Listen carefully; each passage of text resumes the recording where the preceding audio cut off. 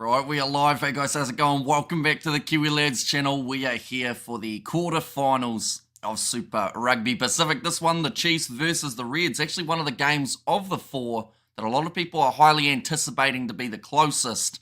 The Reds, away from home, they are coming to FMG Stadium. The Chiefs, they've been a little bit out of form over the last few weeks, and they are hoping to find that form in this contest, move on to the semis to face an undecided team at this stage of the competition. But the way that the regular table's sat, the Chiefs in fourth, the Reds in fifth, which is why they find themselves playing each other here. Pretty close overall in terms of the points, just the one extra win going in favour of the Chiefs, but a lot more in the points differential in favour of the home side heading into this quarterfinal. And looking through at their starting lineup, once again, there's no problems when it comes to how much skill is in this side. It's just more of the case of can they put it together when they're out there on the field. And in this matchup, at Aiden Ross, Samasoni Taukeiaho, and George Dyer will be the front row. Taukeiaho throwing at the moment with a 94% accuracy at line-out time, so I'm sure that will be a very important part of the Chiefs game throughout this matchup. Jimmy Tupou takes on 4 with Tupavai there as the number 5. Then Sama Penifenau, Luke Jacobson, and Wallace Satiti making up the hard-hitting loose forward trio. All three have the ability of driving the defence backwards, and I feel like McWright is going to definitely have his hands full facing off with more than likely all three of them. Let's be honest, Fraser McWright, one of the workhorses of this Red side. He hasn't got Harry Wilson with him in that loose forward trio, so he's going to have to do a lot of work today. And like they said before the game, he's going to have one of his best performances here to help the Reds over the line. Cortez Ratama and Damien McKenzie will once again be the 19 combo, with Ram Mikapuiha be slotting in at 12, with Anton Leonard-Brown on the outside at 13. Quinton Paia, he will be making his way off the bench in this game, rather than starting at Tenainana Satoro, played 15 last week due to some late changes, but he is back in their number 11 jersey with the Moni Narawa out on the right wing and Sean Stevenson there at number 15. Two men who actually were not playing last week.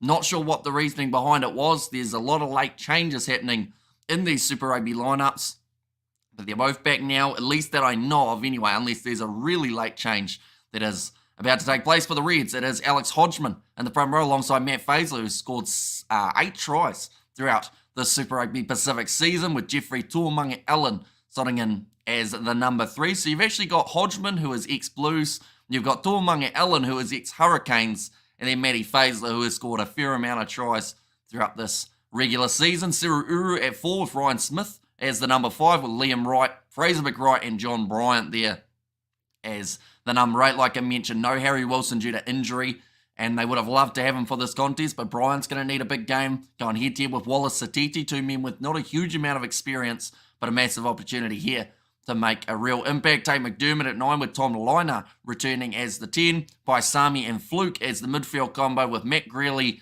the superstar in the making, Tim Ryan. This man has scored a lot of tries in just his short stint in Super Rugby Pacific, and then Jock Campbell at number 15 to close out this Reds quarter-final lineup. But in the chat we have got there, I love Afghan biscuits, says Marco there. New Zealand match coming up against Afghanistan. Who do you think will win? I mean, New Zealand should get the win, but we just recently saw USA get the win over Pakistan, so I feel like this World Cup's probably a little bit of an unpredictable one in some regards. Go the Chiefs, says Ty Moore. Go to Chiefs, says Christopher. Go the Reds, says amazing product. And good morning, Hamish, says Stuart Moore. Now, I will apologise for my voice. I am once again sick for about the 4th time in the last 2 months.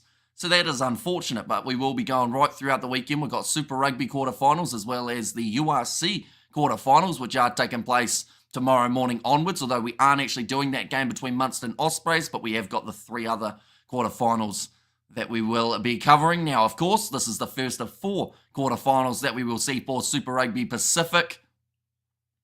They are just showing there the Reds. Their first win over a New Zealand side on New Zealand soil was up against the Chiefs, but then the Chiefs in the quarterfinals, they were able to beat them last year. So there's a lot of history between these two sides. The Chiefs defeated by the Reds earlier on this season, and that was one of the main reasons why when I talked about the anticipation for the quarterfinals, I'll be honest, there's a couple games that not many people actually care about, unfortunately. That is the result of having 8 sides going through out of a 12-team competition, although 11 teams for next year at this stage with the exclusion of the Rebels. But This is one of those games that a lot of people watching and waiting with high anticipation to see who is actually going to make their way through to the semi-final. The last two games for these two sides, the Reds, they had about a 19-0 lead over the Waratahs and almost lost the game. 27 points to 26. The Blues, they had a nice lead over the Chiefs, but the Chiefs scoring a last-minute try from Josh Ioane,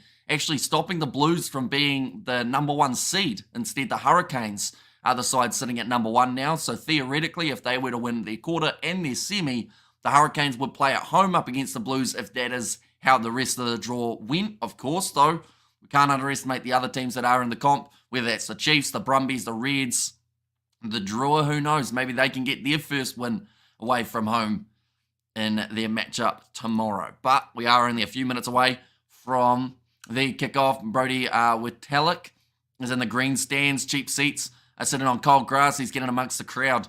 Says Marco, and it's always awesome to see the ex-players, or the current players, of course, getting amongst the team. So I'd assume that he is in All Blacks contention, more than likely, Marco. Definitely with the amount of injuries we have seen in the locking duo in the last little while. But Chiefs getting ready to make their way out of the tunnel at FMG Stadium. This is going to be a very important game. Like I mentioned, they haven't found their form over the last few contests, but if there's ever a time to find it, it is a quarterfinal because, of course, 3 big games from here. If you get yourself 3 wins, you're crowned as Super Rugby champions. And this is the first time for an extremely long time that we don't have a Crusaders side inside of the top 8, which means that the door is wide open for any of these sides who have been in better form than the Crusaders throughout this year to walk away with that Super Rugby title. But this midfield combo of Rami Kapoiapi and Anton Leonard-Brown, I believe, will be a very crucial one in this match for the Chiefs, as well as their back 3. Tino Nanasatoro, Moni Narua, and also Sean Stevenson is there as the number 15. The slight concern I have is the fact that Stevenson and Narua both did not play last week. They were supposed to, both taken out of the lineup. I'm not sure whether that was due to injury. I don't know whether or not that was due to them maybe seeing the opposition lineup and deciding they didn't need them in that side.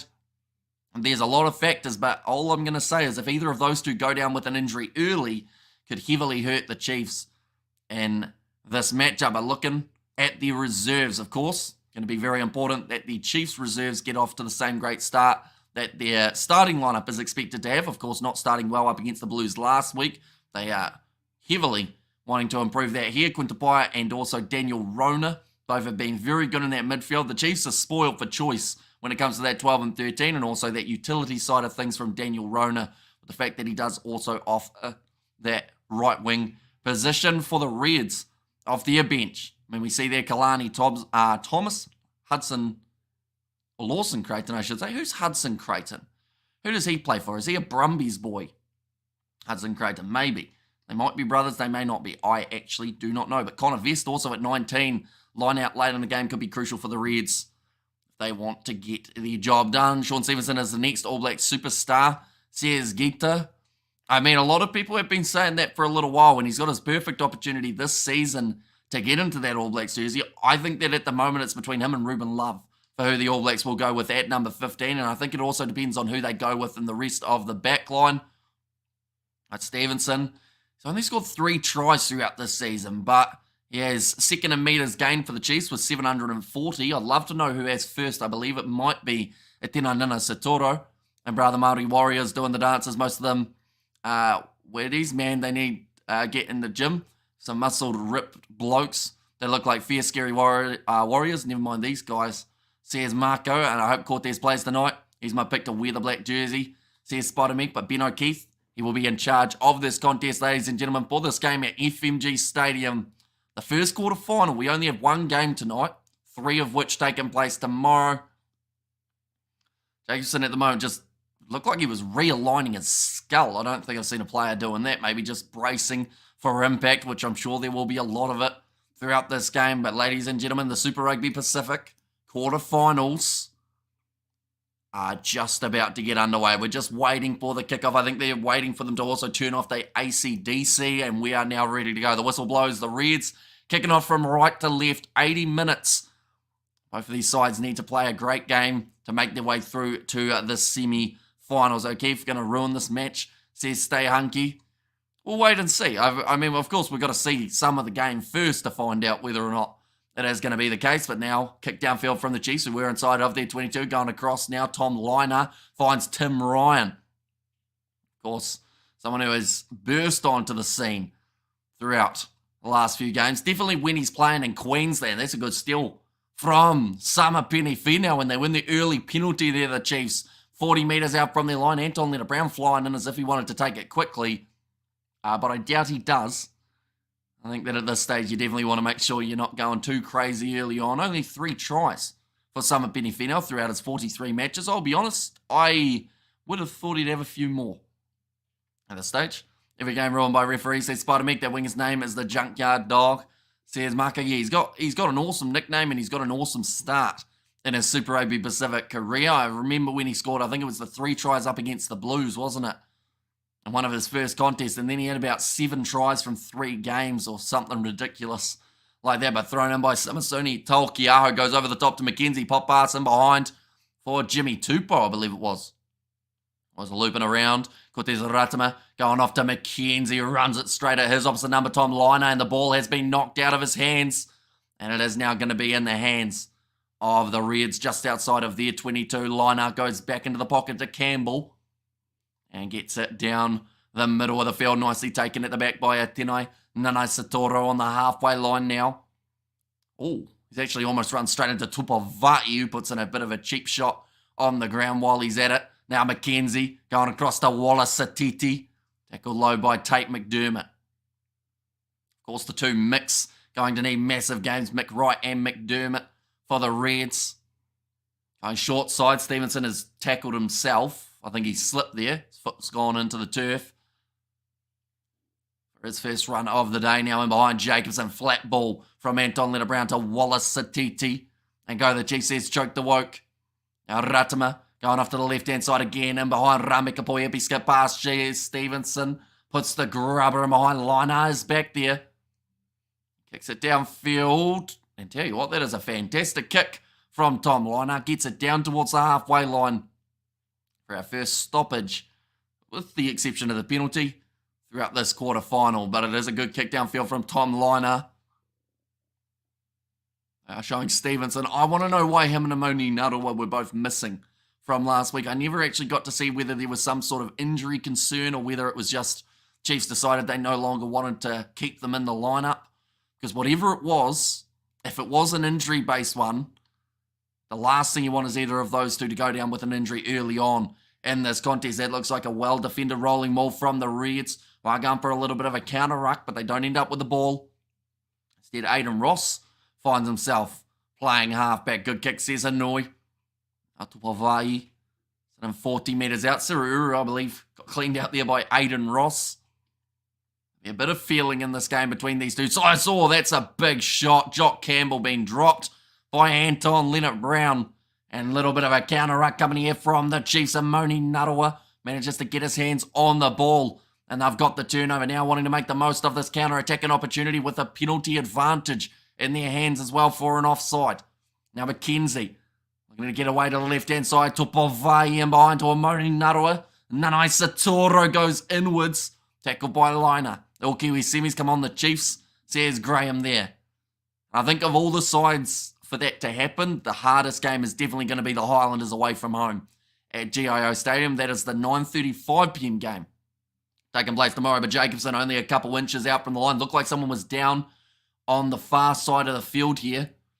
We need another wide camera angle. George Dyer hit again. They're going back for the penalty in favour of the Chiefs again here. I think that is about their second or third penalty. Jock Campbell is effed, says Hanoi. He looks like he's taking a few deep breaths there, but it's actually Tupavai. It looks like he's got a bit of a shoulder injury. He was the one who stayed down. 2 early penalties against the Reds, though. It gives the Chiefs their first scoring opportunity of the day, if they want it. They don't. Oh, okay. Now, I like the mindset, but it's only a good mindset if they score off this here, the Chiefs, or else they've turned down 3 points. And we have seen quite a few times in finals rugby when teams turn down the 3, if they need a few more points at the end, that can normally cost them. But with such an accurate line-out and Samasoni Tolkiaho, and at the moment, I mean, they've scored 16 tries off their 45 line-outs inside of the 22, so there's a fairly decent chance that they can get over the line here. But Jacobson, short ball to Samapeni Finau. Ratama goes across to Anton Leonard-Brown, but they have to score here, the Chiefs. They've turned down an easy 3. They need the full 5 or 7 back again. Says Marco, and guess who's back? Says Greg, welcome back, mate. And come on, Ben O'Keefe, be fair, says Spider-Mick. In what regard? Are you saying that he's not being fair to the Reds, Spider-Mick? And I guess we have to ask the question again, are you watching the game? Because I know there's a few times that you've complained about the refs. How has Taukiaho got that down? He should have been tackled easily there by the Reds, but he just keeps on bulldozing his way forward, and that is going to be the first try of the match now for the Chiefs, ladies and gentlemen. Taukiaho just showing off his power. Like they've just said, he was pretty much upright, so there's no reason that he should have been able to fall over the line here. He's about, 5 metres out. He's stopped by Tom Liner. Then Jeffrey Tormunga, Alan joins. That's about 6 defenders there that we've seen Taukiaho just pretty much walk through. And I think it was about 3 of the Reds players actually tackling each other that caused the problem. The big forwards smacking into each other, leaving the backs to try and hold Taukiaho up, which of course, size differential goes in favour of the big Chiefs hooker.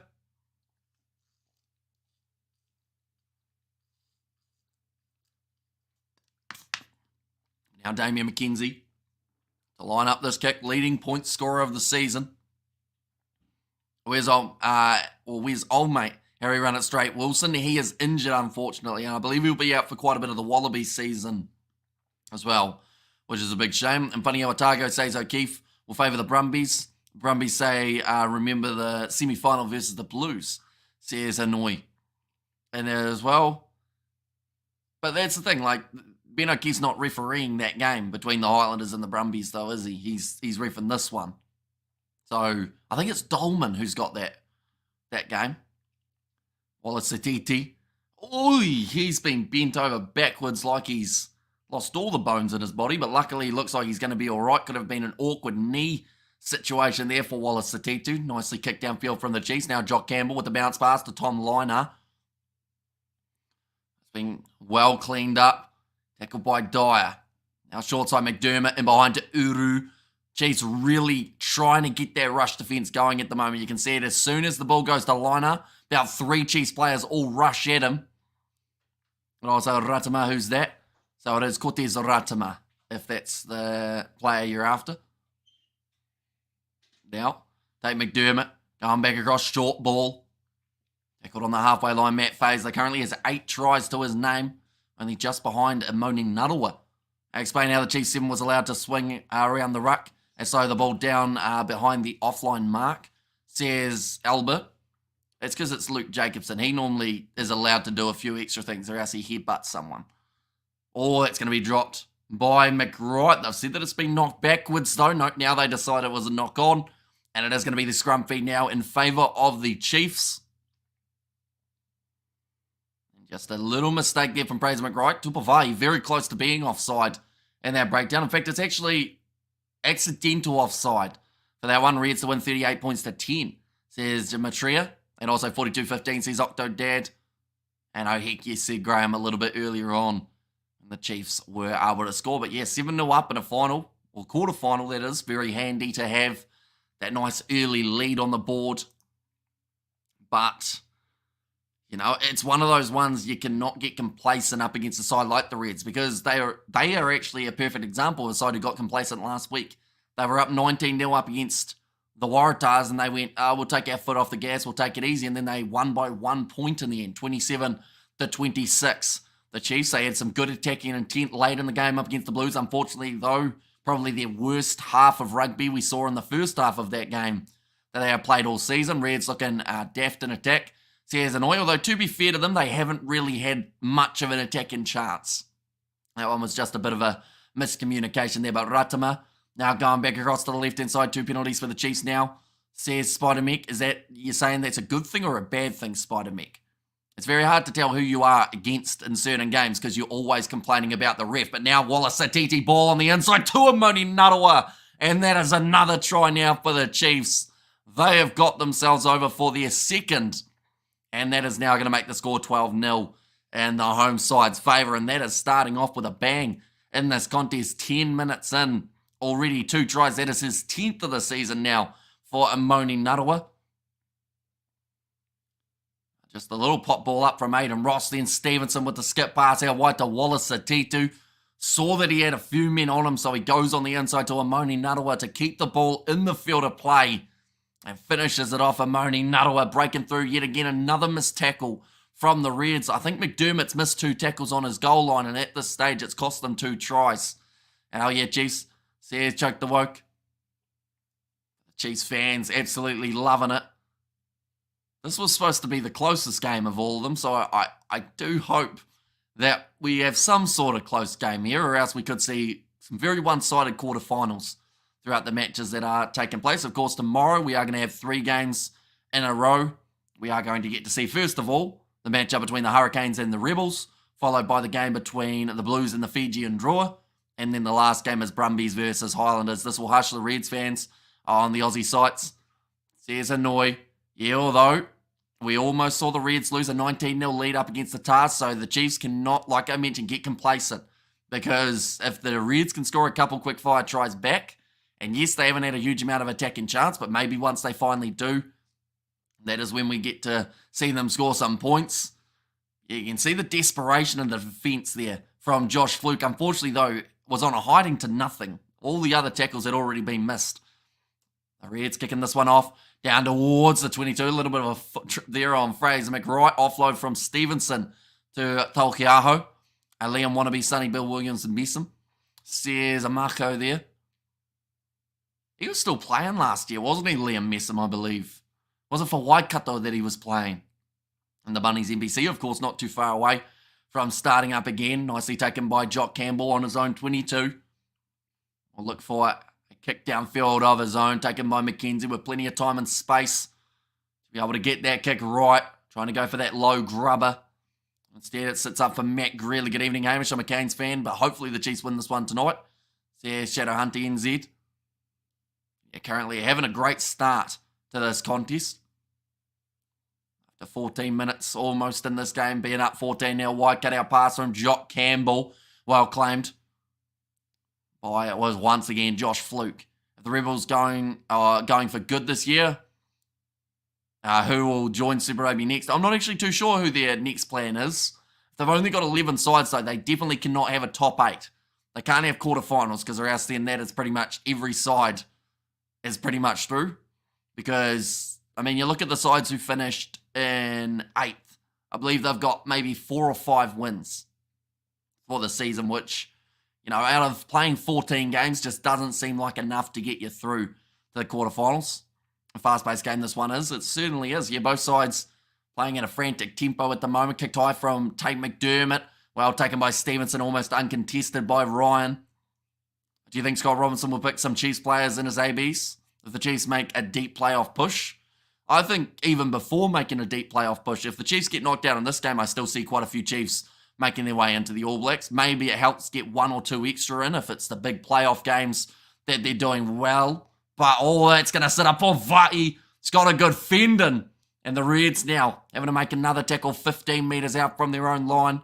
Wonder who Razor's going to pick for the AB's captain, Naomi. Well, the chances are either Scott Barrett or Artie Savi. It seems to be the two at the moment. But the only man who will know that, of course, is going to be Scott Robinson. Great charge down from Tom Liner. Gets the bounce of the ball, but McKenzie hits him with a big shot. His hands did go down. No, Ben O'Keefe, that's not a penalty. Or, actually, no, they've given the penalty for him rolling on the ground rather than McKenzie's hands going down. So they've said that McKenzie was in a contestable position before the player rolled, and then that's what caused McKenzie's hands to touch the ground. Thought Aussie Rugby Union would have done more to save the Rebels. Was that out of the question? I mean, they were about $27 million in debt or something like that, so I guess there's only so much they can do, but yeah, it will feel weird not having the Rebels in Super Rugby. I'm more concerned about the players who now have to find new jobs, the coaches, the staff. Yeah, the kicking attempt from Anton Linder-Brown almost cost the try there. Savia been there, done that. Has he? How many captaincy caps has he got, Spider Mick? And how old is the guy? You got to remember, like, Artie Savia is nowhere near as old as everyone thinks he is. We're going to get his age here. He's only 30. You saw the last captain, Sam Cane? He was he was pushing 86. So, like, Xavier's still going to be all right for a little while. Now, Ratama going off to the right-hand side away to Samasoni Taukiaho. Chiefs just having a majority of the possession so far. I think Higuares might be the next team added in 2026. Here's Stone Cold. Now flat ball. Anton Leonard Brown in the two-man tackle. Now Ratama goes away off to Wallace Satiti. McKenzie. Now Stevenson goes through. Flick on the outside to Amoni Nuttall, who somehow kept the ball in the field of play. No intent whatsoever from the Chiefs. No urgency, and it's the third try of the match for the Chiefs. This is becoming a slaughter fest at FMG. 3 tries in 16 minutes. The Reds just let that ball bounce. It was on or pretty much beautifully kept in by Amoni Nuttall. The Reds sat there looking at it like, should we get that? And then Samasoni Taukiao bulldozes his way through, gets the try. They might check this to make sure that he was in the field of play. We're going to see the replay here, but if it is a try, just far too many. There's the just I believe. And that's true. Hopefully some of the players can find new teams. Reds look slow, unfit, and they are waiting for something. Ollie, if that was mad, and check the ball handling skills on display.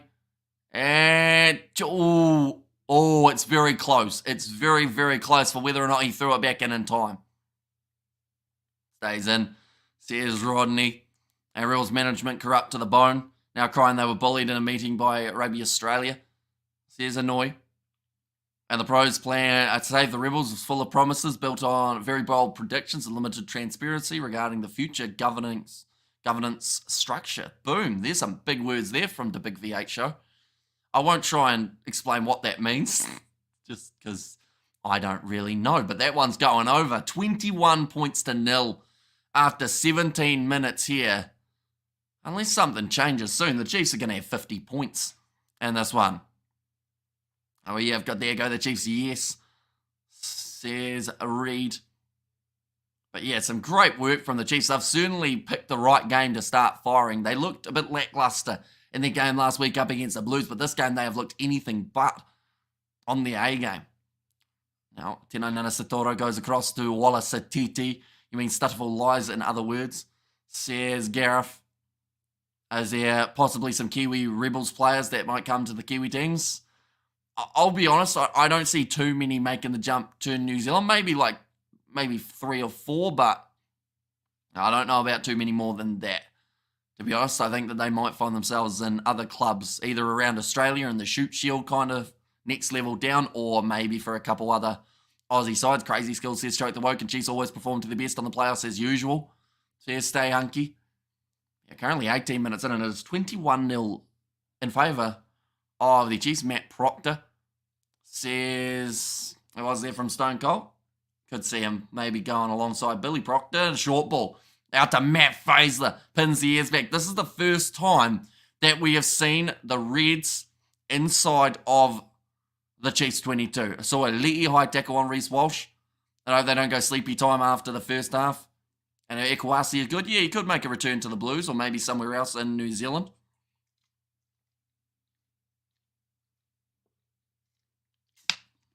The Highlanders might consider a couple players, perhaps. Now 3 metres out. Chance here for the Reds.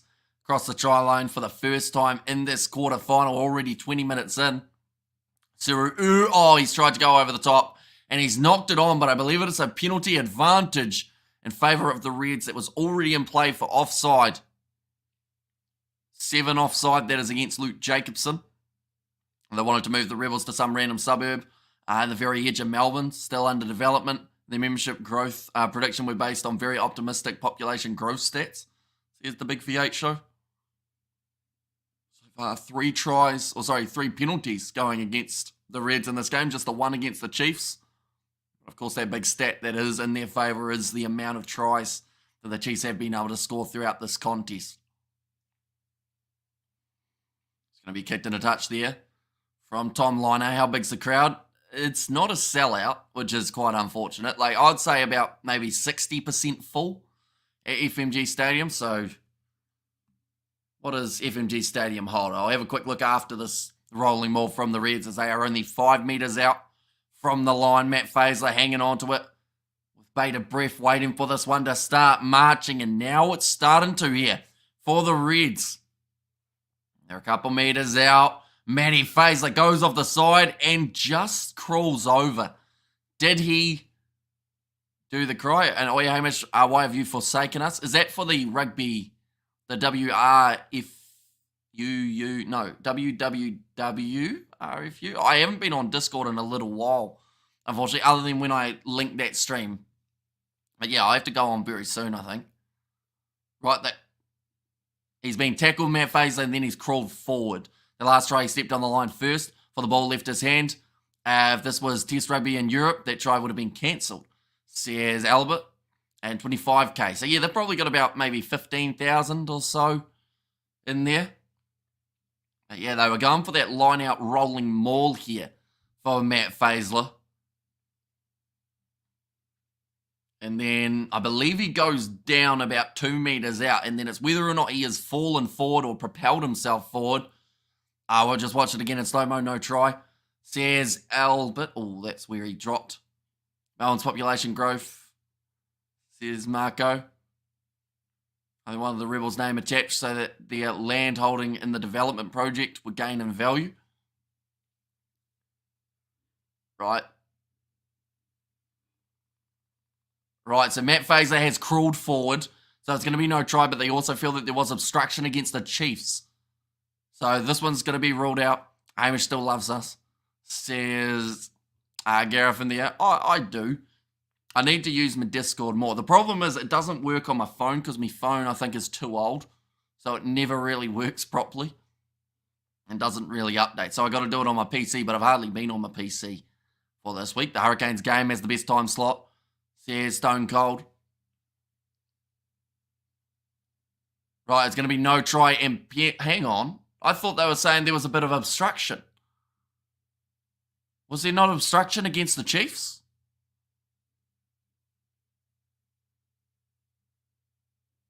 Yeah, they're okay. So Liam Wright was saying, like, they've been lifting our legs in the rolling maul to stop us from going. But, yeah, interesting. So the Chiefs are going to be able to kick this one towards the touchline with Damien McKenzie. Doesn't get a huge amount of distance on it, but they'll be about 22 metres out now from their own line here. Not a little bit less inside of the 20.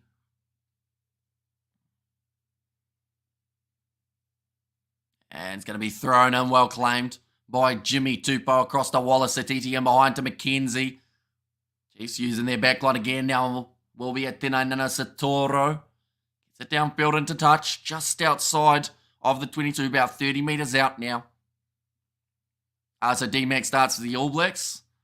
I'll be honest, I don't really know, because if Moonga is available, right, I'm not saying that this is what I would do, but I feel like Razor would also, you know, he'd have to decide whether he wants McKenzie as the starting 9 or whether he would go instead with Moonga. Or sorry, the starting 10, I should say. But, yeah, I'm very curious to see which way he goes, because don't get me wrong, I think Peter Fed has been pretty solid throughout the season at times. I think that, you know, a few of the other young 10s have looked all right, such as Brett Cameron and whatnot. The quality of refereeing down under is very poor compared to the URC.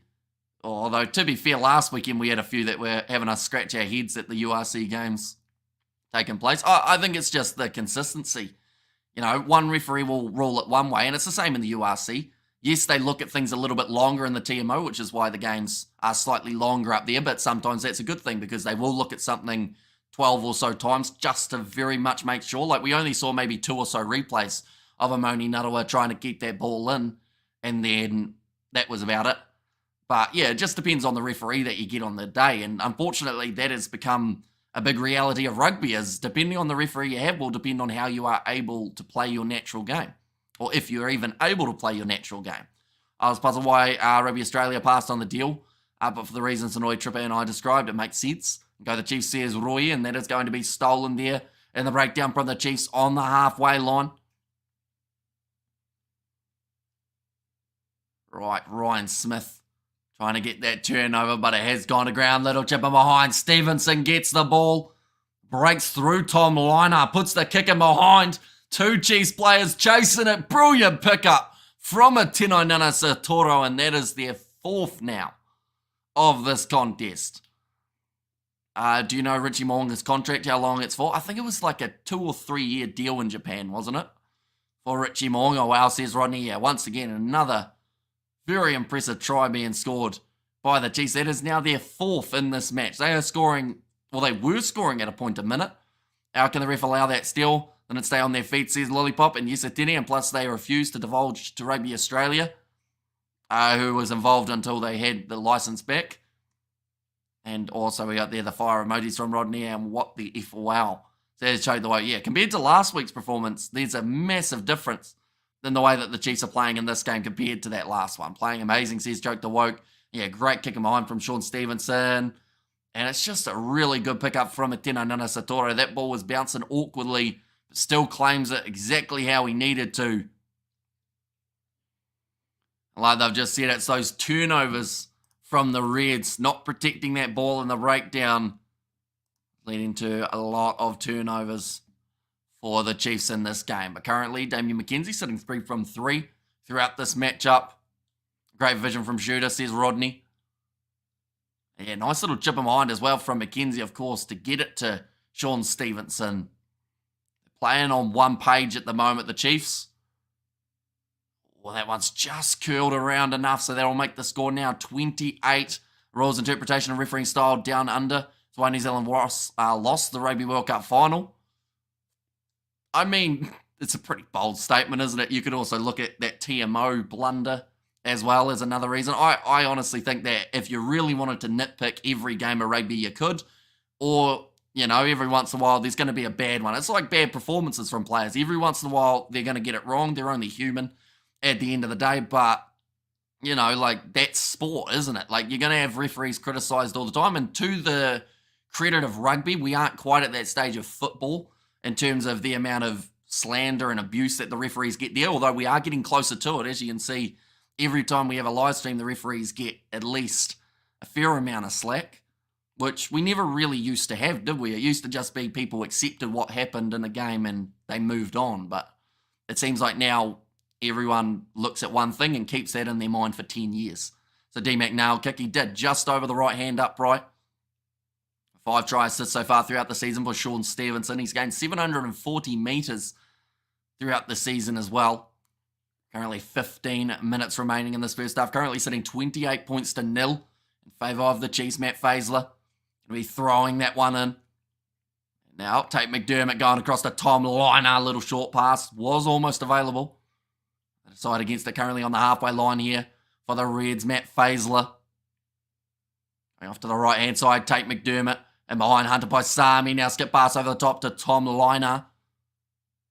Our referees need to be graded like clubs on their performance.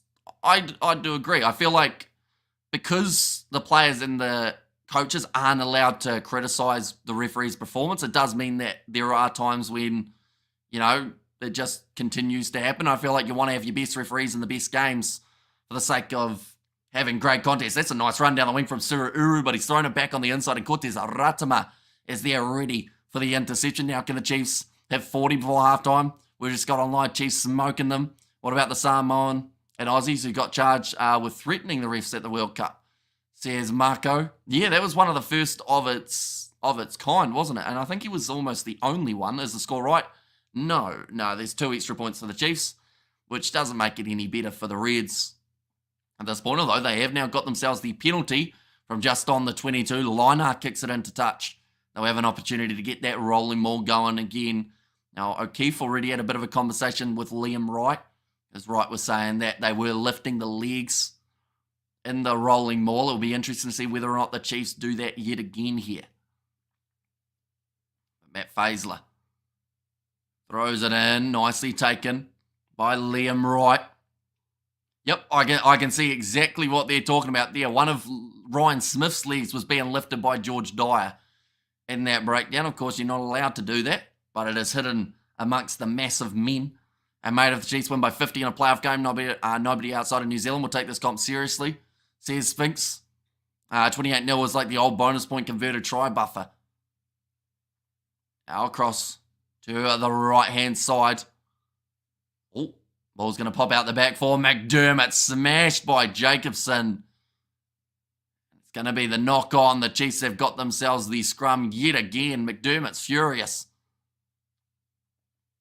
At the moment, the Chiefs have just been that level above, and unless we see something change very soon, like yes, the second half can still happen, but compared to some of the other starts that we've seen from the Chiefs, like this is a completely different side. As a good humbling for Queensland after last night's Origin. The defence by the Chiefs is Novmum, and good hit from Jacobson. Says Rodney. And there as well. Already some deep breaths being taken by both sets of teams. Quick pace being played between these two sides. We've still got 12 minutes remaining. To be fair, 45-stone rugby player threatening you is nothing to let slide. These aren't soccer players. Says Katzenel. Looks like we're going to have a scrum after 28 minutes. And I've just actually mentioned this is the first scrum of the game. So it's taken a little while before we've seen these two front rows go down.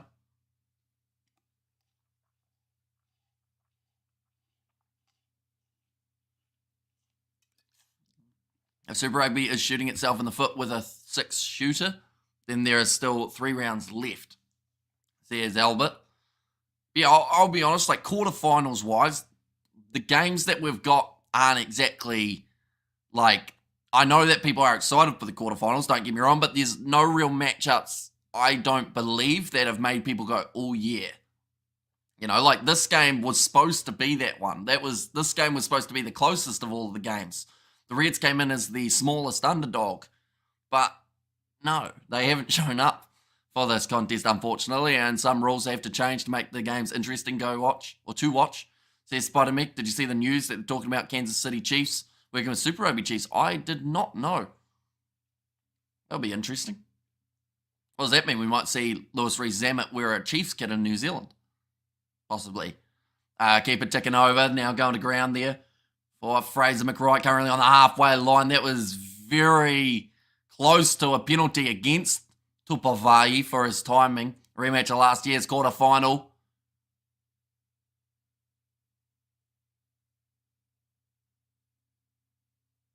Okay, so the ball was transferred, says Ben O'Keefe, so that is why that is not a penalty for Tupavai rushing up.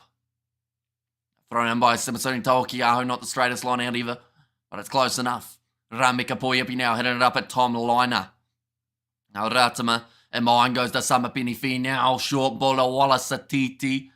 What it is next offload, but couldn't find it. Is the URC still going? It certainly is. We are doing the quarterfinals of the URC that are taking place from tomorrow onwards. So we've got 3 games back to back on the URC for tomorrow. That's going to be the knock on this time from the Chiefs. Just a mistake made by Sean Stevenson.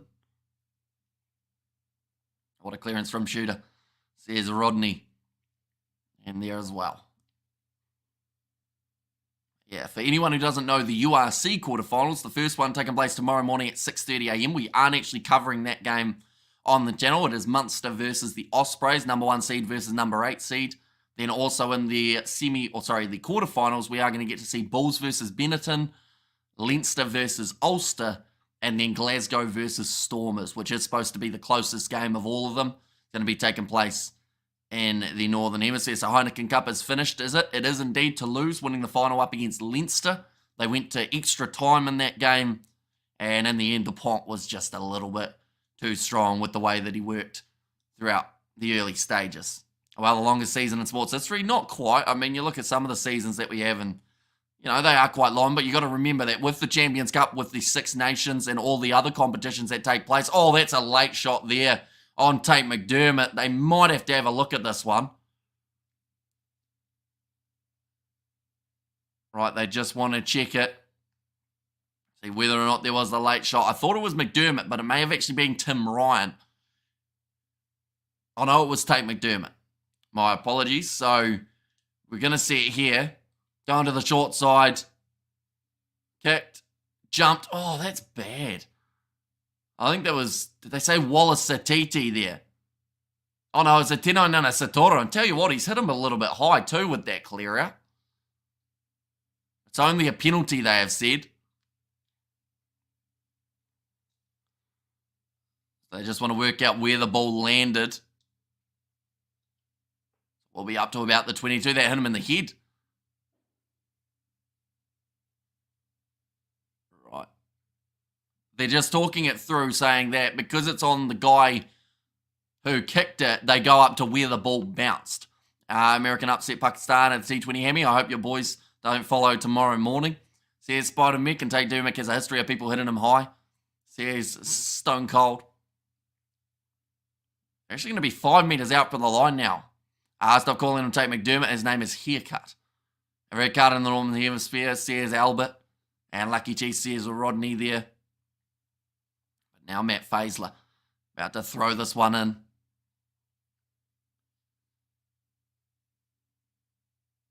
And nicely taken by Ryan Smith, the transfer in mind to John Bryant. They've got the advantage here against the Chiefs for side entry. And there, where is the ball? There it is. McDermott, or in fact it's Mick right under there, trying to keep that ball on the ground for the Chiefs. They're saying no hands, but the Chiefs are holding that one in. And yep, it's going to be the penalty. Now, ask the question, was that cynical from George Dyer, the way that he was just flopping over the ball there after being told to let it go? Probably saved them a try just for now anyway, but the Reds will once again kick this one into the corner. It's into the corner with like 4 people in the stand, unfortunately. That is not a popular spot on the field. Jacobson in on the right side in front of the ref. Says, in the side right in front of the ref. Tate McDirty says, kids are now nicely taken by Suru Uru. 5 metres out from the line now, Matt Faisler. Is this ball? They've been told to use it once. Doesn't look like it's really making a huge amount of meterage as of yet. He's going to break off the back. He's dragged down a couple metres out from the line. Morning, evening, says Fletcher. Welcome in, mate. Hope you are doing well. Short side here for the Reds. Still 6 minutes remaining in this first half. Suru Uru gets the pass away. There's going to be another offside advantage against the Chiefs here. A player's almost doing a headstand. But Uru, he wants to go himself here, but he passes it off. Low pass to McWright. Hang on, the flag is up. They're thinking maybe it wasn't a try there. Rules interpretation here. It's very different from the URC. Ref is allowing a lot more to go by. There's Albert. Oh yeah, knocked on. In the end, Tupavai got his knee down and managed to get it out of the way. And also we have got there, we're missing Uncle Sip. Says the big V8 showing. Good morning, Flesh, and says Grant. Still 5 metres out, and I think that the Reds are just starting to ask if this discipline of the Chiefs continues, then yellow card could be on the cards very soon, and of course that will change the game. I believe the Reds don't want to play anymore. Oh, I wouldn't say that. I think that the last 5 minutes or so has actually been the best that the Reds have looked throughout this one. Va'i is having a good game, says Rodney. I've got 24 tries from their line-out throughout the 2024 season. For the Reds, Matt Faisler has got 8 of them, but that one's going to be loose. And the Chiefs managed to take it back. Cortez Ratama now. Kicking it downfield. And it's going to stay in the field of play. Big shot coming in on Tate McDermott. It was actually a little bit high from Ateno Nanasatoro. Kicked it out of his hands. Well, I think it was in the process of McWright trying to place the ball. It was Tupavai's knee as he was sliding down to try and get underneath him. That caused that ball to come through. That is a loose pass from Tom Liner. Double knock on here, so it is going to be now the ball for the Chiefs on the halfway line at scrum time. A little bit dewy out there by the looks of it, slipping out of the hands of Tom Liner. I just pressed the like button. I think it's the first positive thing you've said almost throughout this whole live stream, Albert, so we do appreciate it. Of course, anyone who is new, be sure to hit that subscribe button as well. We are back for the 3 Super Rugby Pacific playoff games tomorrow as well, the quarterfinal remaining matches. 3 minutes left in this half. Chiefs would love themselves another one. South African flag there from Albert. And there as well. Like they've just said, yes, they've been able to score 4 tries, the Chiefs, but their defence has managed to stop at least 2. Come on, the Chiefs, another try before half-time. Then a try 5 minutes into the second half. No, Mum. Yeah, that would bring them close to the 40-point mark. They were able to do that. What does the W and L chart look like for the Reds? LLWLWWL says Katzenau. Now, I know that they won their last game up against the Waratahs. That's a beautiful inside ball. Stevenson on the outside to Amoni Narua. I don't think he's going to have the pace. He's just gone into touch. It's going to be a line out for the Reds now as they sit about 12 metres out from their line, but almost another try coming for the Chiefs there. Some good pace being shown by the Reds defenders, although you have to ask the question, should Amoni Narawa have been able to get through as easily as he did there? Just pushing him into touch from McDermott, as well as I believe it would have been Matt Greeley out on that wing, nicely thrown into Siru. Now across there, McWright, in fact. A little bit of a counter right coming from Samasoni Tolchiaho. The Reds will be able to kick this one downfield. Doesn't look like Tom Liner is going to find touch with it. Nicely taken by Amoni Narawa. Goes across there to Stevenson, to McKenzie now. Almost gone the full width of the field here, the Chiefs. Little kick him on from Atino Nana Satoro. Waiting for the bounce of the ball. Ratama kicks it forward. And the Reds will be back to be able to place it down. I hope the All Blacks play this good. Says choked the woke. It is now going to be the goal line dropout for the Reds. Anytime the Chiefs have been inside of the Reds half, it has just been full-on attack. Whether it's the wide cutout passes, the little chips in behind as well. They stream the URC quarters. We are streaming all of the URC quarterfinals except for Munster versus Ospreys. That is the only game that we won't be doing, just because in terms of like New Zealand time zones, that is the worst one by far in terms of when it takes place. But other than that game, we are doing the rest of them back to back. So we've got 6 streams tomorrow that we are doing as well. So that is why Munster Ospreys, unfortunately, does take the backwards step. That's going to be a nice run forward from Samapeni Finau, but he's dropped that ball. So they will go back for another penalty. Favour of the Chiefs, not rolling away, going against the Reds.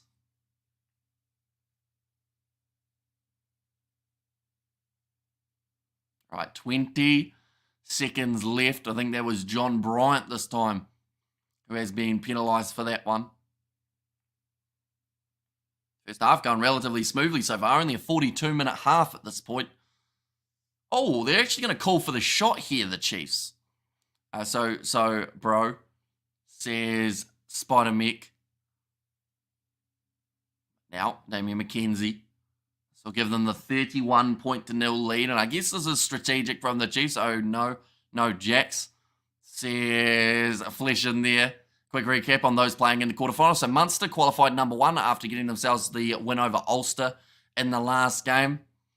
So they are going up against the Ospreys, who had to get a bonus point win over Cardiff away from home, and they managed to just do it. I believe they won that by about the 4 points in that game. Bulls versus Benetton. Benetton have actually won a game in South Africa for the URC season, so they might get themselves a little bit of a closer game there.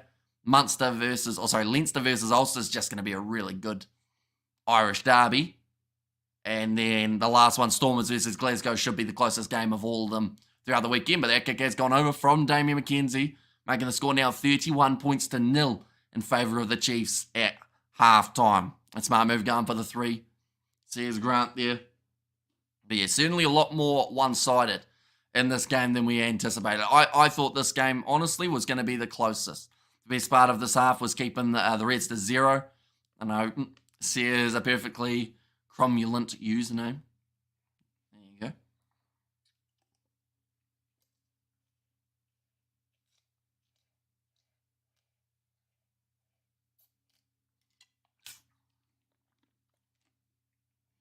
But second half, I feel like the stats have to be better for the Reds. Of course, if they want any chance of being able to win it. Just tuned in, WF is happening. The Chiefs just had a very good first half. They scored 3 tries within about maybe, I want to say 15 minutes or somewhere around there, 16 minutes or so. And from there, the Reds just haven't quite been able to get back into the game. To be fair to them, they've had 208 metres gained compared to the Chiefs, who have had 297. So they're not completely out of it in terms of some of the stats. Defenders beaten, though, 13 by the Chiefs compared to the 4 that we've seen of the Reds. We've seen 5 offloads from the Chiefs compared to the 0 of the Reds. Tackles, relatively even. And then discipline is 5 against the Chiefs, 4 against the Reds. Overrated Reds, says Ivan, and also Morning Hamish, Chilly Sunny Cape Town, says Ruth. But yeah, we've seen a few of the Chiefs players really step up throughout that first half, one of which being, of course, Sean Stevenson having a good game at 15. Nuttall has been looking strong. Nano Satoro's actually been pretty handy out on that other side, and then Wallace Satiti having some big runs alongside Tolkiaho, who has already got himself 2 tries throughout this game so far. And also boom halftime again, just turned off today. And also hi, says Emil, welcome in. If you are keeping well for the Reds, I would say, Tim Ryan's had the most running meters, but he really hasn't had too many chances overall. McDermott has actually beaten the most defenders with 2. Sound like close games, but we'll see tomorrow, says Katzenel. Yeah, I honestly thought that the Reds would come into this game with a bit of a spring in their step and possibly, be pretty competitive, but they just haven't, unfortunately, in this one. Luke Jacobson, he's had the most tackles out of any player for the Chiefs in that first half. He has had 9, and then only one man has brought up double figures for the tackle stat, and that is Ryan Smith with the 10 for the Reds. And, of course, something that the Reds are normally pretty handy in is actually their scrum with Tuamunga Allen in that front row alongside Alex Hodgman, but we just haven't seen many scrums at all. I think we've seen 1 throughout that first half. Maybe 2 if we're lucky. I'm speechless. The Reds 0 points. I honestly thought the Reds would have been in the game. What a great game for the Chiefs, says Emil. Could Atene be an option for the All Blacks this year? I think that he's a possibility. I think that 11 jersey is up for grabs a little bit, depending on what side they decide to put Sever Reese and Mark Talia on.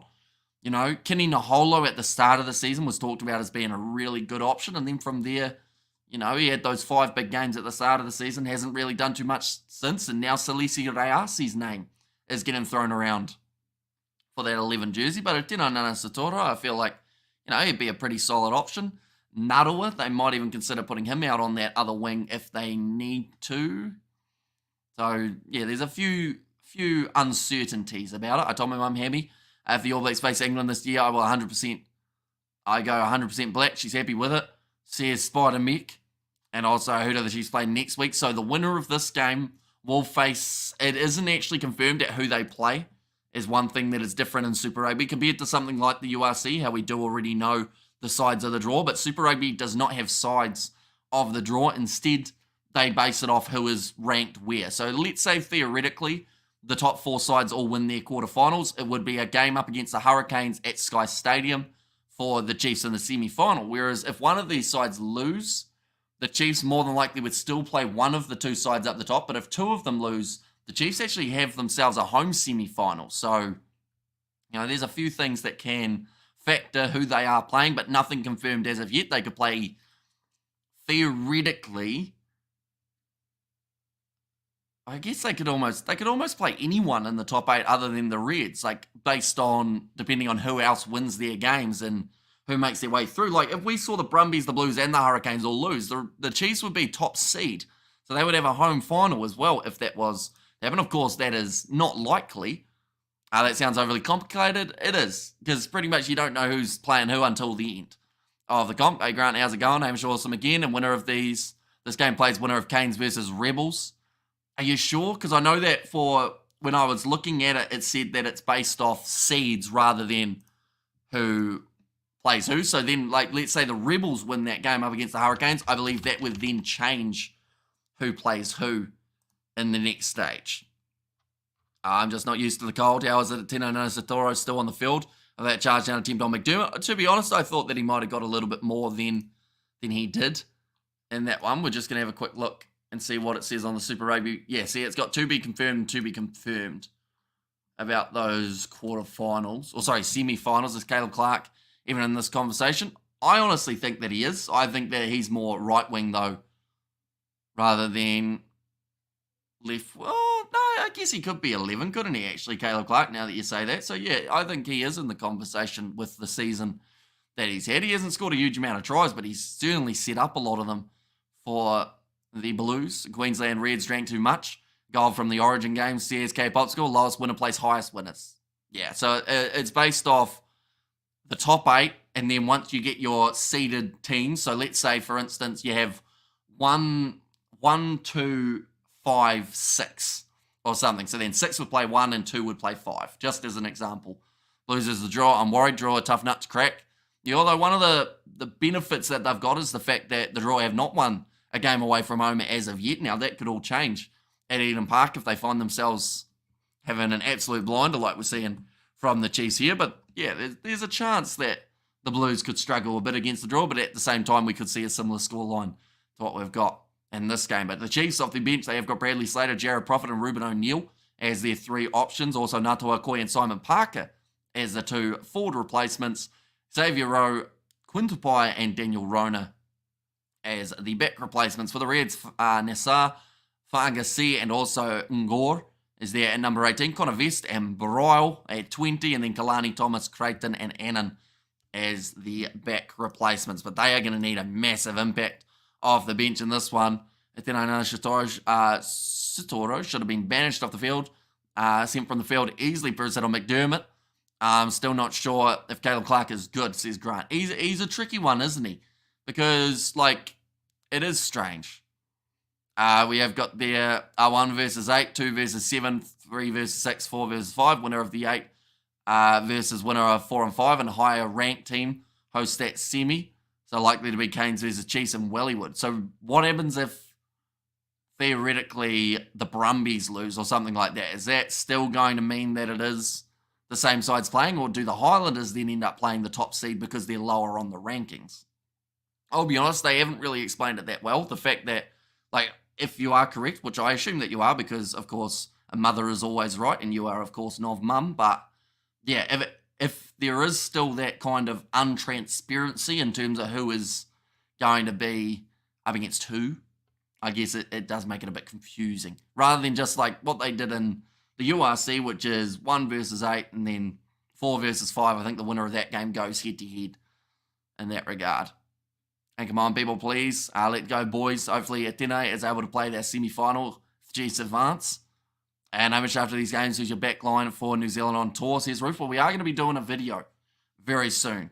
And that is going to be based off our All Blacks squad selection. So be sure to keep an eye out for that. We might even do an All Blacks lineup after the squad is announced or prior. The ladies' origin game was pretty awesome, says Fluffy. As the URC this weekend, it certainly is. The quarterfinals going to be taking place. Brumbies to win it all. The winner of 2 versus 7 plays the winner of 3 versus 6, says Novmum. That's interesting, because on the draw that I saw, it didn't say that. Because for the URC, it said exactly that. It said the winner of Munster versus Ospreys will play the winner of Stormers versus Glasgow. Whereas I went on Super Rugby and it said top seed versus 4th seed, and then 2nd seed versus 3rd seed. So it'll be interesting. I assume the most likely outcome is going to be that the top 4 advance anyway in the quarterfinals. So hopefully we don't even have to do the hard maths. 1 point in it, Fleshin, says Spider Mech. And there as well. What's the state of origin? The Bogan Convention of 2024, says Gareth. Some would call it that. But NRL, a bit of rugby league. Tony would have absolutely loved it, I assume, because I think he's a Queensland boy too. He was actually at that game, if I am correct. Second half, not too far away, ladies and gentlemen, in this contest. Of course, this is the only game that has taken place tonight. The next game that we are covering will be tomorrow at 4:30 p.m. New Zealand time, and that is going to be the contest taking place between the Hurricanes and the Rebels. Imagine the Rebels KO the Canes, Blues then Chiefs in 3 straight weeks. But then it's for what, though, is the big thing. The players, and I said about this on the podcast as well, the players, other than for a chance of getting signed by another team, they have nothing that they owe to this Rebels outfit. Because at the end of the day, they've had their best ever finish and the Rebels are now sacked. So, there'll be some players out there on the field who are thinking, what's the point? Because we are out there trying to win a title for a side that won't even be a thing next year. Don't stick your finger where it don't belong, says Fluffy. And also imagine the Rebels, I read that one, for the Wallaby spots, says Annoy. Yeah, like I said, that's pretty much, and also the clubs next year, who's going to get signed to certain teams, is all that's on the line at the moment for this Rebels side, alongside the international call-ups that could come alongside it. They're showing some good-looking food on the TV, which I am gutted about. I haven't actually had tea yet. I only had 4 crackers today, so definitely need a bit more. And if the teams won 4 when the quarterfinals, it will be 1 versus 4 and 2 versus 3, then the higher-ranked team would host the final. There's a Nov Mum there. I couldn't give the middle finger to anyone this week. I superglued it to keep it closed instead of stitches. And 31-0 while hiding. Yeah, and we're only half time as well. the Chiefs could bring up 50 here, which would be quite a statement up against this Australian side. Definitely because, like, the Reds have had some big upsets, including their win over the Chiefs that happened earlier on in the season. But yeah, now it does seem like maybe they might have peaked at the wrong time, the Reds, unfortunately, and away from home. It just shows how important a few extra points could have been.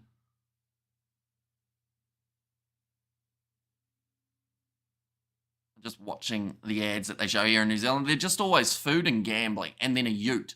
They always put a ute in there somewhere as well for you to be able to buy. But I'm glad that they haven't showed that burger that they showed 15 times last week, because that was making me extremely peckish throughout those live streams. Although the weekend is still young, of course, we might still see it pop up. There's the ute ad. It's just popped in, but second half, the Chiefs will want to do a little bit more of the same. They had more possession throughout that first half, also the territory in their favour. I guess the Rules boys will only want to play to advertise themselves. Yeah, it's pretty much a trial, isn't it, for their game? Because, like, let's say they finish first. Like, what does that get them? Other than, we managed to win the season on our last ever season, which not many sides can do. But, well, that's one bonus, I guess. Gardening picking up leaves. Oh, no, we've got Pizza Hut now. Oh, no, it's KFC. Oh. They just know when you haven't eaten, I think, these ads. What do you think of D-Mac at 10? Is he considered on the smaller side, especially against teams such as South Africa, Ireland, and England? I mean, maybe a little bit, but at the same time, you know, he's shown time and time again that even though he isn't the biggest bloke out there, he's got one of the biggest, like, pain tolerances, I would say. He gets smashed all the time and still gets back up and continues. Got to watch out for them guavas, they'll get you. Says Gareth there, and Burger won't be far away, says Gary. I mean, we got the double down ad from New Zealand, from KFC, so that was almost a burger. Where are you broadcasting from? I am from New Zealand, down in the South Island. That's where we are watching this game. Meters made 324 for the Chiefs compared to the 215 of the Reds. So, like, in terms of the stats, the Reds have still had some decent moments, and they were close to scoring, but it'll be a massive feather in the cap for the Chiefs with the fact that they didn't concede throughout that first half, no matter how close they were to possibly letting that try through. D-Mac can at least tackle, unlike Marcus Smith, says Gareth. Some of those tries have been out of this world, says No Mum. Gardening is dangerous, says Ruth. That's why I don't do it. Anytime I think about doing it, the danger, and then I just don't. That's like most things, you know. Cooking, dangerous, because, it's hot, you know. Going outside, dangerous. What if there's rain? You know. Okay, says Stanley. Right, only change is Sean Stevenson is off and Daniel Rona is on for the Chiefs. Like they are saying, they are hoping that it is not an injury. We have got their pizza yummy. You've got to eat something soon. Yeah, we'll have something after the stream. But the food will be very nice, hopefully. It's Lethal. Just ask about the Spinal Tap drummers. Died in mysterious gardening incidents. It's fluffy, but it's going to be kicked off by the Chiefs. They have also made a change at 15 for the Reds in the second half. Annan is on the field for Jock Campbell. Got attack and run from John Bryant. If there's ever a time for them to be able to get back into this contest here for the Reds, they have to score early on. Hamish Girl's dangerous, says Grant. Exactly right. Everything's dangerous when you really think about it. Tino Nana Satoro kicking it downfield, awkward bouncing ball for Annan. Gonna send it off his left boot. He's angry about it. Why is he angry? It's one of the best kicks that we've seen in a day, unless there was maybe one of the Chiefs players who were frustrated. Guarding is scary too. Don't know what's underneath all that muck on top, says Ruth. And depending on where you're from as well, probably depends on what goodies you find. Going to be thrown in by Simasoni Tolkiaho. The Chiefs looking to get this rolling ball moving forward here again. Looks like Ratama just patiently waiting at the back for his opportunity to put this one up high with the box kick. It's going to be kicked high. Down towards the 22 for the Chiefs. Nicely taken by Tim Ryan. Trying to find his way through. Gets another offload away. And then couldn't get his pass. Then he was after Chiefs too strong, says Quandele. And girls and men in tight shorts too, says Ruth. Now, nice pass from Fluke. Knocked on, though, from Tim Ryan. It's gone into touch, so we will go back for the original scrum, I believe. Or do we? Oh, Anton Leonard-Brown may have taken a bit of a knock on the nose there. I think they're saying that there wasn't a knock on from Tim Ryan. What did this hit? We're about to see the replay here. No, must have been regathered by Anton Leonard-Brown. No knock on. And crop tops. There's Fluffy thrown in by Faisler. It could be a spitting cobra under there, I guess. It could be the same as gardening. Says Ruth. Sorry, says Gareth. Garuth, I guess. No, we won't say that. Now, it's going to be a nice run forward from Jeffrey. Tuamunga Allen flattens Damien McKenzie, but guess what? He gets back up. Now, McDermott goes across to Fraser McWright as they're playing fullback now. I assume that they may have made that transition, although it actually looks like currently the way that they're set up, Nuttall is in behind, but I don't know whether or not that's just because of where they are on the field. Rona is right next to the breakdown, so I think defensively, Tino Ninasatoro is also back there now, so they got both of their wingers at the back. McDermott going off to Faisler. 5 metres out from the line. Rush defence from Nuttall. They drag down Annan. It's great defence at the moment from the Chiefs, but the Reds are not too far away from bursting their way through. Their first try of the contest. Suru Uru, great defensive work there from the Chiefs. Reaching out. No, he can't quite get there. And they're only a metre out and they've scored it now, the Chiefs. It is going to be Tate McDermott. And they're back into this game. Well, are they? Not really, but at least they've got something on the board now. And D-Mac and Stilettos. Says Fluffy. And give the ball to the rubbish yard dog. Says Mako there. I agree with Hamish. Even fishnet stocking, says Ruth. And Reds, come on, boys. Just one try, let's go. And they have finally got over. McDermott does decide to go to the short side. Takes a relatively big shot in the process as well, but still gets it over. 36 minutes left. And don't poke me, Python, says Fluffy. Currently 65% for his goal-kicking accuracy for Tom Liner throughout the season. So the chances of this one going over aren't extremely high. But looks like he struck it all right for his first kick of the day. That'll bump him up to maybe about 69% now for the season. But Tate McDermott, the man who has been able to score it, is a sleepy time for the Chiefs going to happen? I mean, the early try, of course, not what they would have wanted for their second half.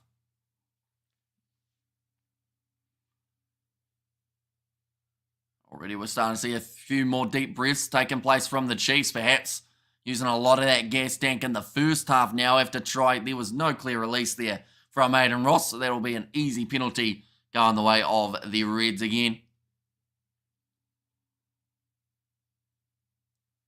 No clear release going against Aiden Ross there. I think, Spider, I learnt a lesson. Here's Ruth. Towards the touchline from Tom Liner. That'll be down towards the 22. We're going to see it there. Yeah, no release from Aiden Ross. Just jumped straight in there. Fishnets and see-through stilettos. You know, she's classy. Here's Gareth. Doesn't look like the Reds coaching staff have given up in this game. He looked nervous, but he looked like he was on the edge of the box, just watching on who's stronger between the Chiefs and the Blues. Depends on who you ask. But, you know, last time they played was last week, and the Chiefs did lose that game by 14 points up against the Blues. And that was a home game for the men at Eden Park. So I guess you could base it off last week and say that the Blues are currently the stronger, but Chiefs' performance in this game has looked very strong indeed. Now a little pass in behind the liner. Goes back across to Tim Ryan. Is the late comeback on here? A penalty goes away with the Chiefs, so that won't help. Tupavai, the man who has won the penalty.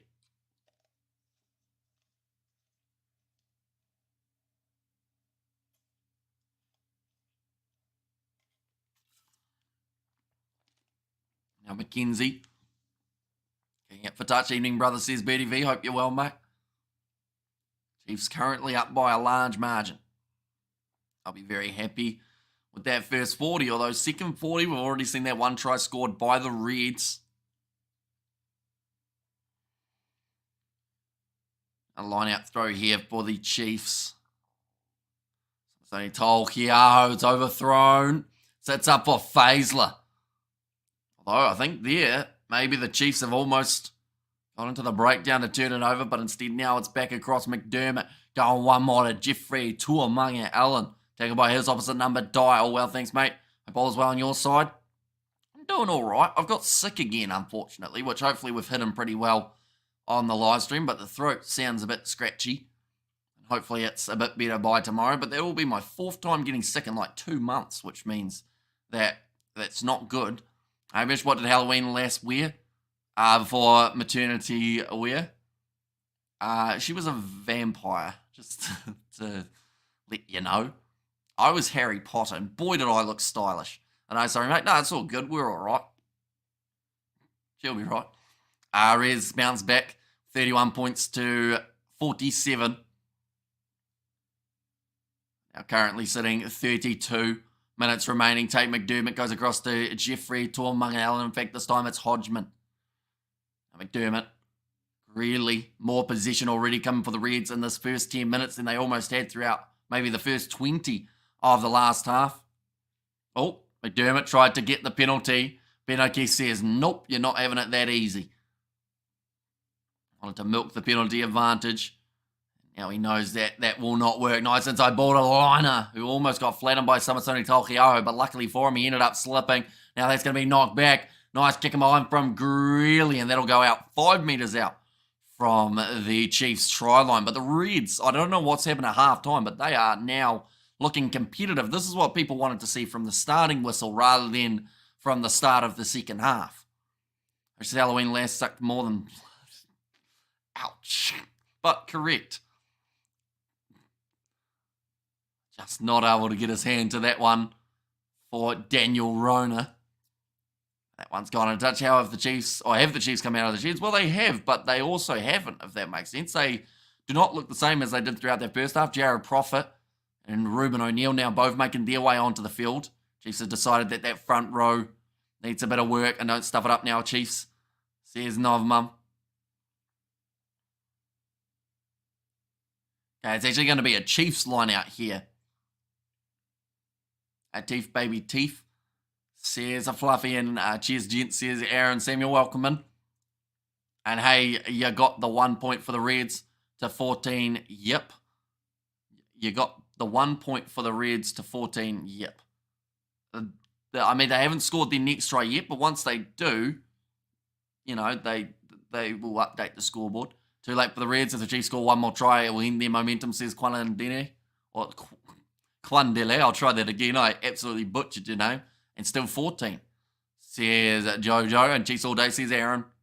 A line-out throw here for Matt Faisler again. Goes in nicely claimed by the Reds. McDermott behind to Tim Ryan, tackled by Jacobson. Wallace Atiti wanted to get into that breakdown. Chiefs are getting a lot of warnings in the breakdown is one thing I will mention, whereas the Reds were pretty much getting straight up penalty advantages as soon as something did happen, rather than telling them to get out of it. 40 metres out at the moment. It's going to be Fraser McWright. Still in position here, the Reds. Probably up to about 7 or so phases. Jeffrey Tuamanga Allen taken down by Jimmy Tupou. Looking for the turnover every opportunity that they can get here. The Chiefs thought about the offload Greeley, but takes it to ground. Ooh, bit of a slip there for John Bryant. Wasn't able to get to the ball, but instead the man on his outside does take it on. We've hardly seen Hunter Paisami in this game. I've just remembered he's out there on the field, but we haven't really seen him run it at all. Kick downfield from Atena Nanasatoro. Now Annan. Across to Tim Ryan. Goes for the kick. McKenzie waiting eagerly outside of the 22. Back down the field, taken by Annan. Will now go for a kick of his own. He has not struck that one too cleanly, but sometimes they're the more effective ones. Tino Nanasatoro now looking for the 50-22. Oh, and he's got it as well. What a fantastic kick from Tino Nanasatoro. The Reds lose the territory battle, which they started. And now the Chiefs have got the perfect chance to look for another try. But great low attacking kick from Tino Nanasatoro. Gets a little bit of a favourable bounce for it to roll into touch inside of the 22 rather than outside. It looks like the Chiefs have wrapped this match up. Looking forward to the semi-final clash. Says Gita. Now Tauhiaho throws it in. Cortez Ratima goes across to Daniel Rona. I think another try coming up. Says Norman. Now Wallace Satiti. 10 metres out from the line and waiting at noodle box for my order. And a nasty tit monster is abusing the staff for stuffing up her order. Says Fluffy. That's not ideal. Ratima across to Tolhiaho. He's already got 2 tries throughout this game with Lava hat-trick. He's actually only scored 1 try up till this contest. So now he has 3. Could have 4 by the end of this quarter final. Anton Leonard Brown in behind to Damien McKenzie. Loop into a Moni Narawa. Clean out coming there from Jacobson. Looks like a bit of frustration from McDermott, who tried to get the clean out on Jacobson. Just pretty much pushes him straight to the side. Now Wallace Satiti. 5 metres out, still here. Reds looking for the turnover and the breakdown. Haven't been able to get it as of yet. Jacobson, bit of a standing start for him. Ratima asks for it quickly. They go to the left-hand side. Here comes McKenzie. Short ball to Anton Leonard Brown. And the Chiefs have got themselves another, which brings them up to 36. And that is their 5th try of the match now. That bloke has taken his shirt off and is absolutely loving it in the stands. What a pass is Rodney here. Reds defence just shifting out wider, expecting the pass to go out to Etena Nana Satoro, one of the men who were on the outside, and in the air, McKenzie, just the short ball goes straight through. And Leonard Brown scores the try. Game over for the Reds, says Quandile. Yeah, I think that try will seal the deal. Yes, the Reds had a little bit of a valiant fight right at the start of that second half, but from here, it just seems like it's going to be all Chiefs from here on out. Hell yes, no sleepy time. Sears choked the woke, but he's 5 from 5 as well off the kicking tee for Damien McKenzie. Now making it 6 from 6. The score is 38 points to 7. They need 2 more tries, one of which converted for the Chiefs to bring up 50 points in this quarter final. Now once again showing some more food on the screen, but a KFC. I love some food. Leonard Brown, Narawa, Tolkiaho. We've seen a lot of tries being scored so far. Tino Nana Satoro as well had a Belgian waffle with caramel, chocolate sauce with maple syrup, vanilla ice cream, and fresh cream with a cherry on top. Says Roof, but Wallace Satiti now hitting the ball up. Buller Hamish says, Vinny, welcome in. Back to the right-hand side. Come on, Chiefs. It's only the Reds. Says Spider-Man kicked him behind from Daniel Rona. Chasing after this one, but on the halfway line, claimed by the Reds defensive line again. Annan looking for a gap. He's smashed by Jimmy Tupou. Well, Chiefs says Vinny behind. Nice pass from Hodgman. Offload coming from Creighton. Liam Wright in some good open space. McKenzie tackles him. Trying to get the turnover, and he almost had it there. For a second, too, they are Spider. Look at them. Says choke the woke. Another big shot on Annan. The biggest thing for the Chiefs here is to avoid any sort of silly penalty that gives them a card. Now McWright only a couple metres out from the try line. McKenzie makes another tackle. I think Tate McDermott trying to milk the penalty. Referee says once again, no, but he might have himself another try, does he? They'll check this one. It sounds like it is the try, though, for Tate McDermott. That bloke with his shirt off was me at Wembley a few weeks back. Not pretty, says Fleshin. Right, they've got it backwards off the player, says Ben O'Keefe. So I believe that second try of the Reds will stand. And they will now be still that 3-try deficit. They are just going to check this one to see whether or not there was a clear knock-on. That'll be his 7th of the season, though. Right, the try is good, they have said. Tuamunga Allen goes across to Fraser McWright, who was in that gap. McKenzie does well to make the tackle. And then Suru gets knocked sideways. I think Quintabai was asking the referee for the penalty, or at least asking him for the knock-on. Did not give it to him in the end. Mozev released the R3 Direct Drive Racing Wheel Bundle for PC Xbox this week. Says Kiwi Gamer, and also lovely try Chiefs. Says a roof there, but 25 minutes remaining. The Reds now on 14 points. to the Chiefs 38. It seems like their subs have made a big difference here at the moment for the Reds. Natua Koi onto the field. I believe that will be for either Tupo or Va'i. More than likely, I would say Va'i, just because you do not want to risk that man's injury heading into the semi-finals next week. It looks like Hodgman and Faisler have both been taken from the field. Be a little bit disappointed, I would think, for Faisler, seeing as he scored 8 tries throughout the regular season. Big shot on Bryant by Natua Koi as well as Ruben O'Neill. Oh no, it's actually Jimmy Tupou they've decided to take off. Ball bumping off Wallace Satiti. Here come the Reds again. Just couldn't quite get that next pass away, but they are 40 metres out from their own try line here with a lot of attacking intent. We'll get the words out eventually. McDermott in behind. Looks like Crawl. Are they going to? No, didn't get the 50-22 that he was after there for Lawson Creighton. Now a little chip in behind from Damien McKenzie, chasing after it, goes straight into the hands of McDermott. Bit of a nothing kick there from McKenzie, and now it's opened up the counter-attacking chance here again for the Reds. Ball is out. Nicely claimed. And that will be the penalty going the way of the Reds. No clear release coming again from the Chiefs. I believe that is their second not releasing penalty in this one.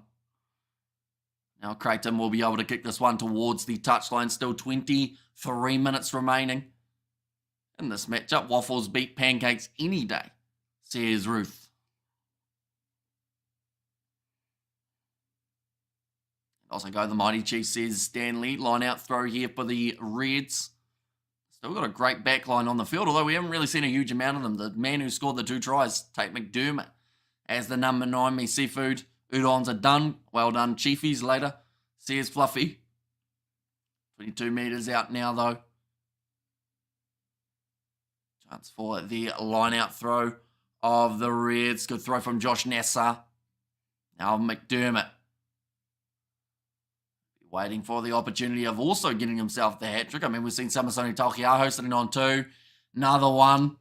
Oh, it's another mistake from McDermott. I think he's too busy trying to milk the penalty rather than actually concentrating on playing his game. And the thing is, he's already scored 2 tries, so he's had a fantastic game in terms of those try-scoring chances, but it just seems to be every breakdown he's looking at, how can I try and get the penalty rather than how can I get the try out the back line for my side.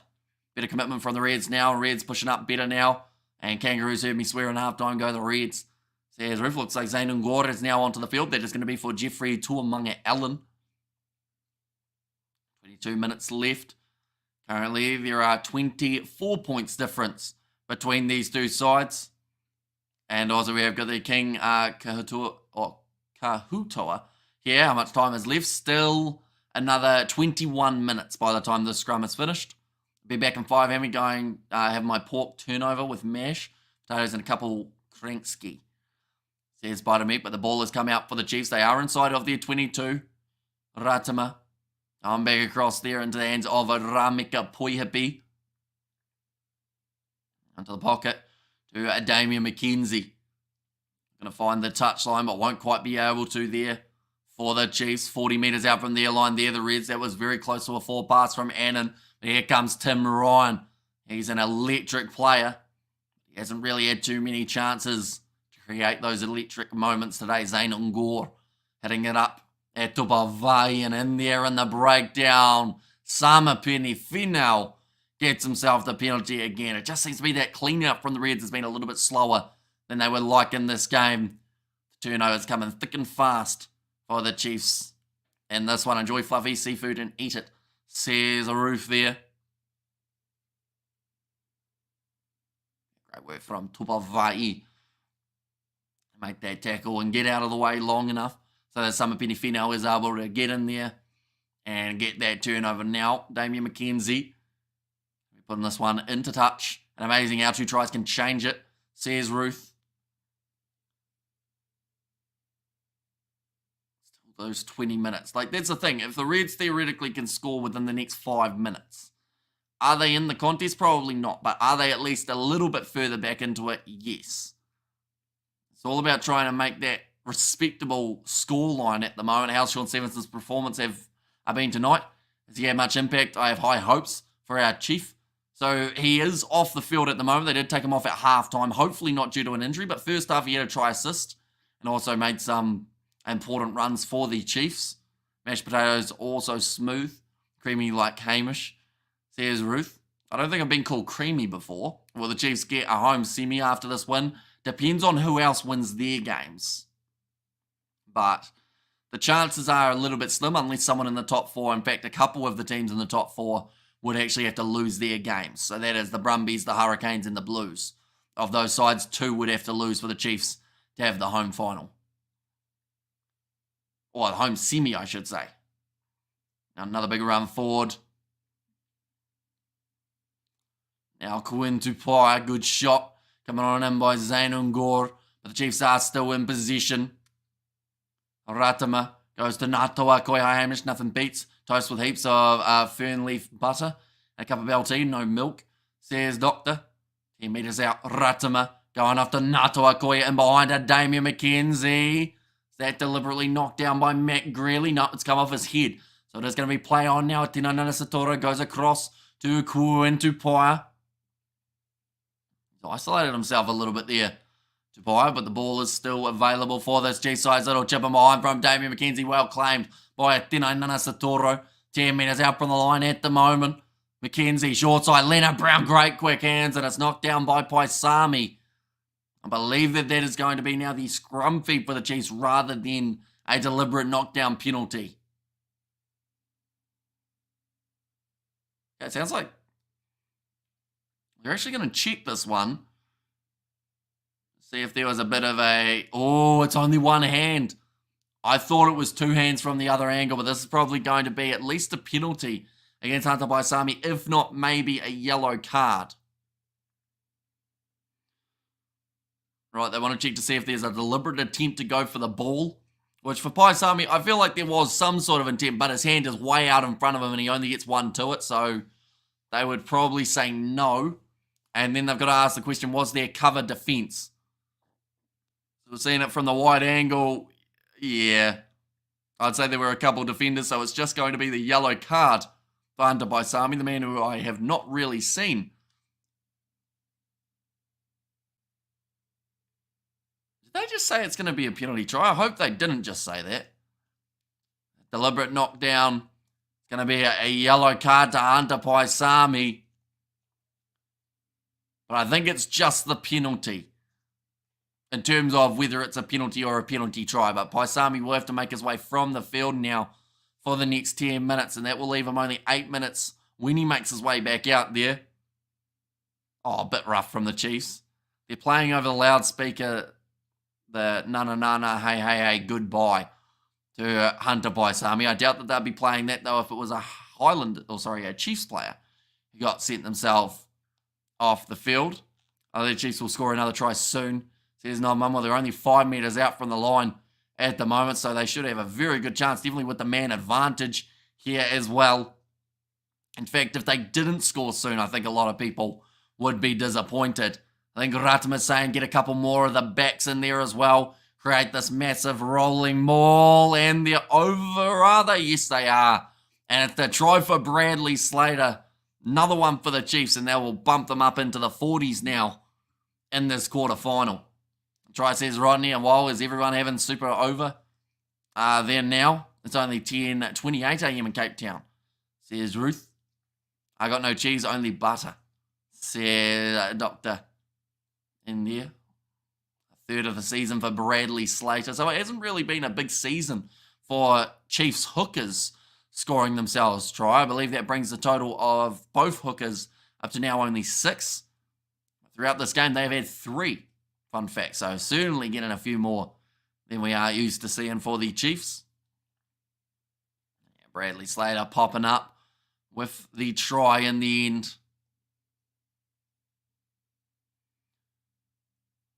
Pretty one-sided game happening for the quarters. I do hope that the other games are more competitive than this one. If we end up with a whole heap of games being as one-sided as this, I feel like it's not going to be too good for the quarters. Of course, for the semis, it would heat up into what could be quite entertaining 2 contests. We are going to be covering them, of course, next week.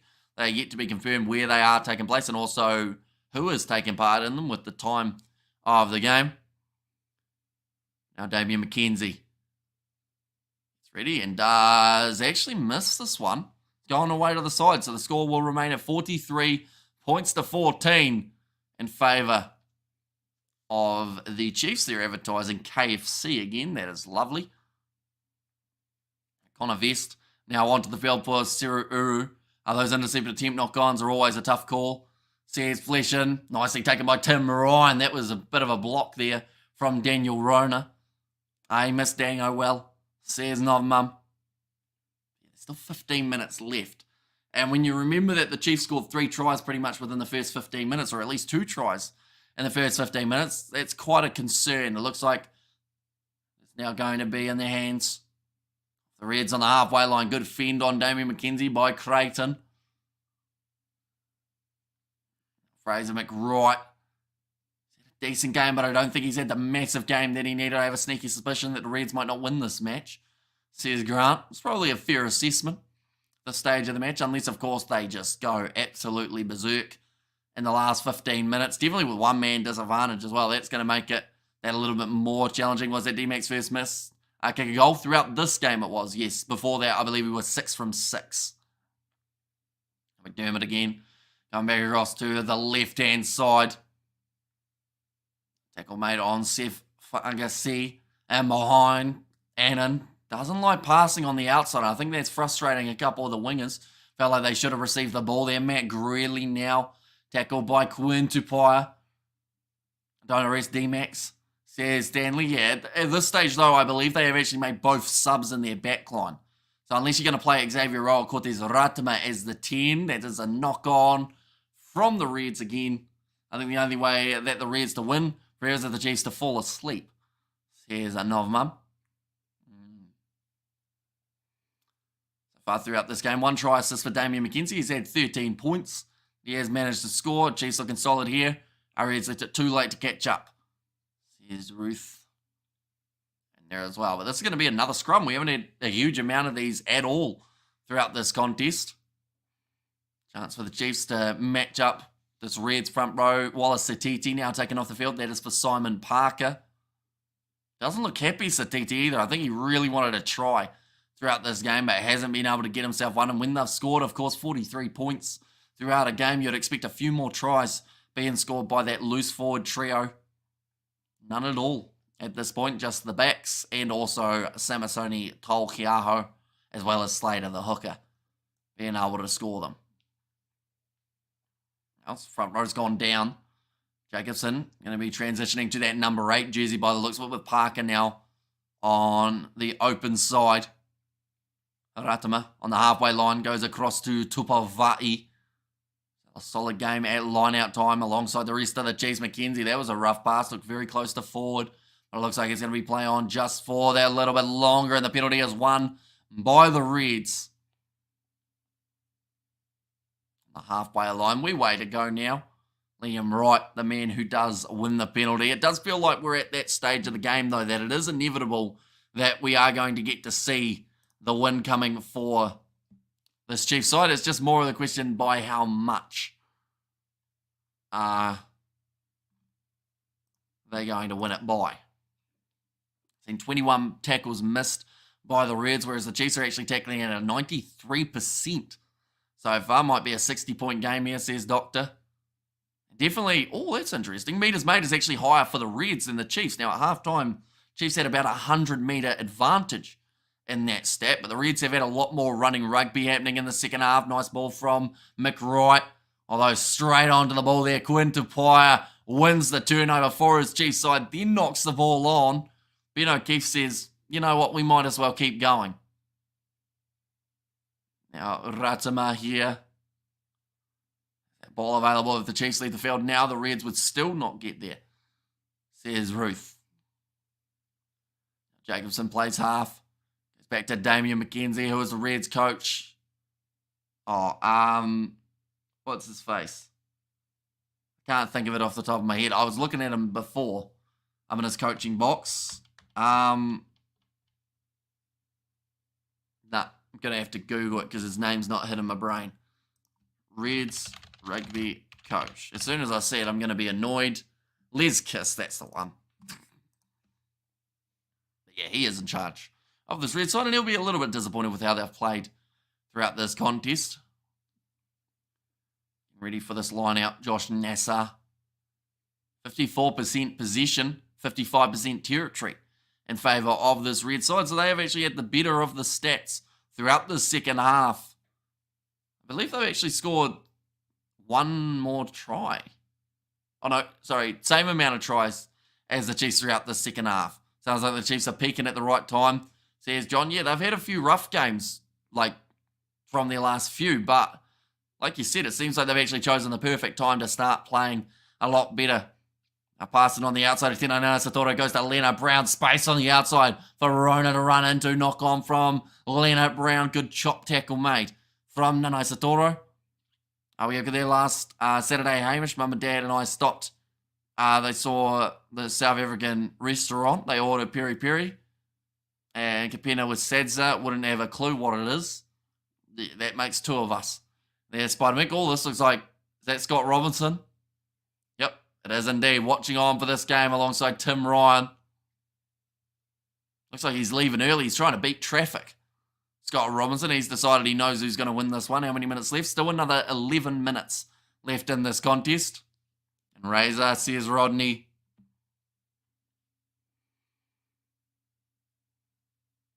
Ten minutes left now by the time this scrum is finished with. The Reds have got themselves a scrum feed.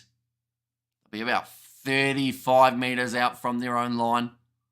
They just need, it's not going to look the best, but one more try I think makes this a slightly more respectable scoreline. And yes, you're still losing by 20 plus points, but just having that 20 on the board, I think, gets a little bit better. Did you just say let's kiss or Les Kiss? Love your sense of humour, says Roof. So it was Les without the T, but it sounds very similar. I'll give you that. 10 minutes out, Fraser McRoy goes to Zane Ungor. Kalani Thomas playing halfback now. Back across Greeley. He's been pretty busy throughout this game, and Brian is also off the field for Bryle. I believe is already almost going to get himself a chance with the ball in hand out wide and in again. To the right-hand side up, the Chiefs, says Anorka there. And Roof Bear, stop being frisky, says Spider-Vic. Did your parents like Cape Town, says Ruth? Oh. Yeah, it's going to be the penalty. Kalani Thomas actually getting his leg stuck under Bradley Slater. And I quick break from study to tune into my favourite commentator. Says that Simran, well, this game, Simran, is a lot more one-sided than a lot of people would have anticipated. But the Chiefs, they are more than likely through to the semis to face either the, they could face the Rebels, they could face the Hurricanes, the Highlanders and Brumbies. Still there, and also the Drawer and the Blues. Pakistan match fixed. Lost to USA in the T20s, if anyone didn't know. Says Doctor, looking like it's over, says Debater. And also, I've been relatively calm this game. I probably won't be next week. Well, that's the thing. Like, next week, it should be a more competitive contest. Whoever the Chiefs end up playing. Is Les Kiss a person or two ladies kissing? Both. I guess you could say. Hi, Roof. I hope you've all been doing well. I've got another penalty advantage here for the Reds. 8 minutes remaining. They need another try. Into the 20s doesn't look as bad as being in the teens.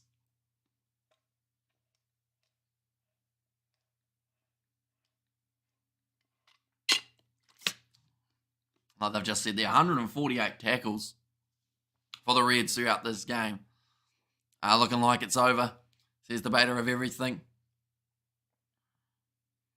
And Grant, Spider, Fluffy, you're a bunch of naughty boys, says Ruth there. Now Creighton puts it into touch. This will be about 10 metres out from the line. And Baisami now returning from his sin bin. Kept him off the field for the last 10 minutes. The Reds not really able to make too much happen while he was off the field. But to be fair, they didn't make much happen while he was on the field either. Baisami, I can't even think of a carry that man has had at this point. In fact, we're going to have a quick look. Baisami has made 7 tackles. And then in that first half, he carried the ball 15 metres with 4 carries. So not a huge game Followed by Sami, thrown into the back. Taken by Bryle. Across to Paisami now, and he almost broke through. Xavier Rose tackle. Kalani Thomas across to McWright, flat ball to Josh Nasser. Now Thomas going to Zane Ungor. We can hear the crowd really starting to get behind the home side here. Thomas. Oh, there's going to be a new penalty advantage now. Oh, wait. Oh, that was almost an awkward one for Ryan Smith's knee. Go for the 50. Yeah, they're only one converted try away, but the Reds are only 5 metres out from getting themselves another try, and there is another penalty advantage in favour of the away side. Liam Wright pops up. Taken down like he's a tree. Now, skip pass, beautiful ball. Offload there. Lawson Creighton scores it. And it's another one for the Reds. They are now going to be in the 20s. Like I've said, they just need that back line to be functioning for the Reds to be able to get themselves a try. All their tries coming from that 9 and 10 combo throughout this matchup. So Crichton wants to make sure that this one does go over. Now making the score 21 points to 43 in favour of the Chiefs still. Just really good offload up from Josh Fluke there. Crichton had to do was run that one in. Hey, what you doing, Chiefs? There's no one Rebels last season, so sad anyway, or what team is jumping in? Not sure yet. They haven't actually really talked about it too much. We don't even know if, like, at this stage, whether it's still going to be an 11-team competition. Maybe we see another one go away. I have an exam in the morning. Nerves are nerving. Glad to hear you're doing well. And nice try to the Reds. Respectable, says Dr. Yeah. Like, this scoreline doesn't look as bad, does it? Like, yes, 33 points to nil, or 31 points to nil, sorry, at halftime. That is a poor decision made there from Bryle. Decides to leave it. He thought it was going to be going into touch on the forward. Instead, now the Reds are going to have a line out about 10 metres out from their own line. But yeah, in terms of the second half, we've seen 2 tries for the Chiefs, 3 tries for the Reds. It's just a shame that they were down by so much heading into the second half that there was just no chance of them being able to get back into it. Now Nasser claimed by, Ryan Smith's done a weird twist there while he was in the air by Sami. Taken down, still inside of their 22 here, the Reds. Looks like Annan kicking for territory and does get it down towards the halfway line. Reds have had a solid season. Yeah, like this game, of course, isn't one to base their whole season off. They've had some great upsets. They were close in that game up against the Hurricanes where they went to golden point time. They have been able to get themselves wins over the Chiefs throughout the regular season. They were competitive up against the Blues. They beat the Crusaders. Like, there's a lot of positives that have come from this Reds season. Unfortunately for them, they just haven't quite been able to work out in this game in particular. Can you explain Chiefs' possible semi-final opponents again, please? So there are 2 different, I guess, theories behind it. One of which is that they will play the winner of Hurricanes versus Rebels. But then the other side of things is they will face whoever is seeded, like, probably in the middle, to be honest. Like, or there's a chance that they'll play the Hurricanes if they are the 4th ranked side. So there's a bit of confusion, but as we get to the later stages of the matches, we can explain it more. But the most likely at the moment is them playing the Hurricanes in the semi-final, and that would be in Wellington. Let's go. The Chiefs says Vasiti, and another knock on there coming from the Reds. Next time it was Kalani Thomas. Our Rebels, please knock off the Hurricanes, says debater of everything. 3 minutes left now.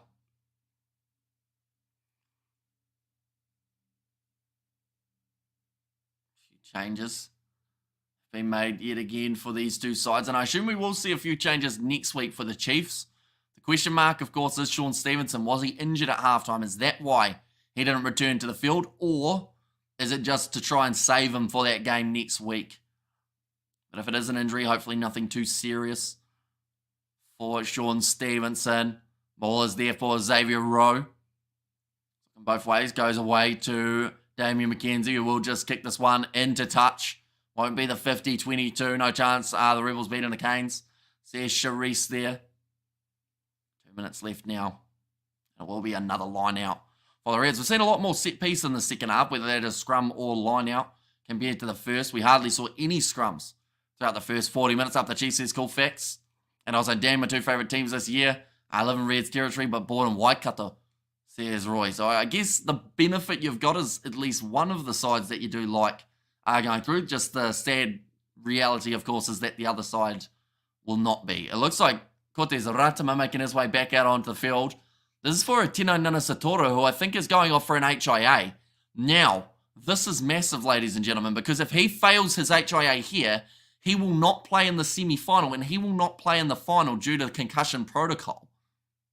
So, this is going to be a big one here. They may have just lost one of their biggest players for the Chiefs because they've left him out there maybe longer than they should have. Who? It is a Tino Nanasatoro, who has gone off the field for the HIA check.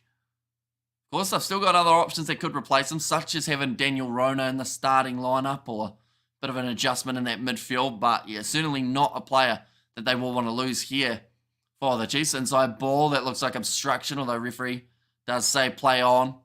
I don't know, says Prim. And there as well, kick towards the touchline. McKenzie takes it well, knowing exactly where the sideline was and slinging this pass away across to Daniel Rona. Looks for his grubber in behind, playing territory again here for the Chiefs. Reds cleaning up inside of their 22 with Annan. Goes across to Lawson Creighton. In fact, it's Tim Ryan this time with the ball in hand. Still 1 minute left on the clock. Can either of these sides get that last little icing on the cake? Paisami just jogging it from inside of his 22. Looked like Rona took a bit of an elbow there to the head, or at least some sort of contact with his eye. Oh, Liam Wright trying to crawl forward a little bit further. Well held on to by Tupavai. The Chiefs, the only way that they can have a home semi-final is if two of the top three sides in the competition do end up losing their games that are taking place tomorrow. Of course, first one at 4:30 p.m.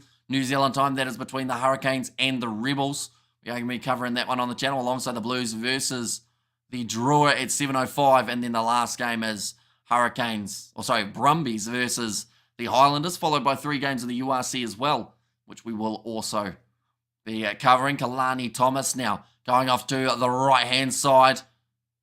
And it's this full-time siren sounding. The Reds would love one last try. There's also a chance that they concede a last-minute try and give the Chiefs the 50 points there. Big shot coming in. Daniel Rona rips it away. It's going to go back for, is it the penalty? No, it's a knock-on. And that is going to be the game. The Chiefs advancing through to the semi-finals where they will take on a side yet to be confirmed next week in Super Rugby Pacific. And Reds keep looking at the clock to hurry up, says Spider-Mick, who's your player of the match. I think that, Etino Nanasatoro had a pretty solid game. Narawa and Stevenson were all strong at the back. In terms of the fullbacks, Samasoni Taukiaho had some good runs. And then, McKenzie had a pretty solid game in that number 10 jersey as well. So it's pretty hard to pick a player of the match, but I don't think anyone would be too upset with any of those players that I did mention just then. But nonetheless, I do thank you all very much for tuning in. If you did enjoy, be sure to leave a like and subscribe. Like I said, 4:30 p.m. tomorrow is going to be when the first game is taking place that we are covering. So be sure to keep an eye out for that one. Thank you all very much for tuning in. If you did enjoy, be sure to leave a like and subscribe. And I'll see you all for the next one.